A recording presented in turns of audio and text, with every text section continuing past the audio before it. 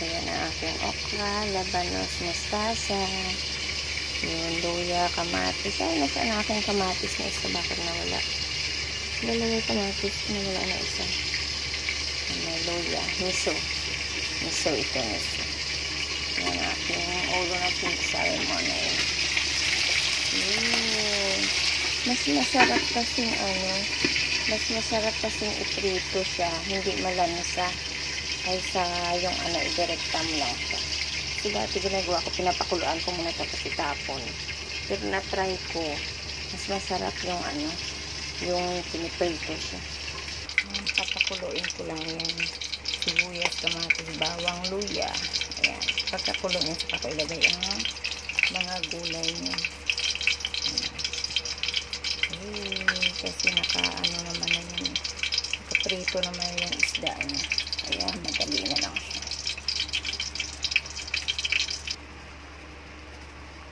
Gawin natin yung okra, labanosin.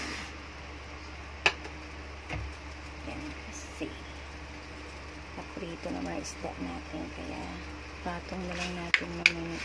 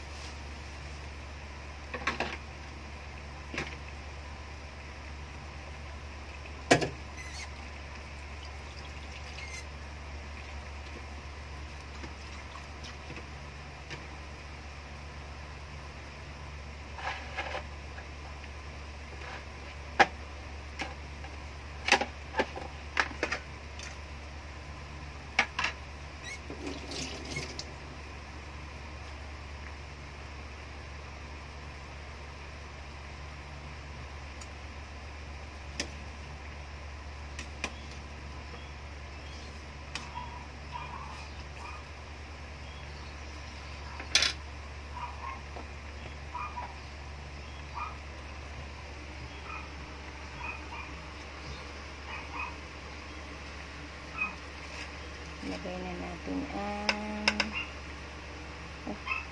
sorry. Ulas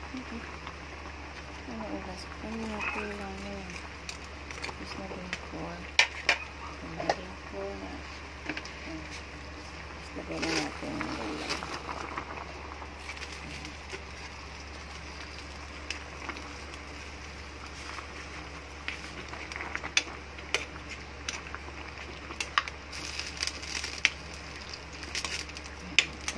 Natin na maluto ang kunti ang gulay. Okay. Happy Wednesday everyone. God bless. Bye-bye. Love you all.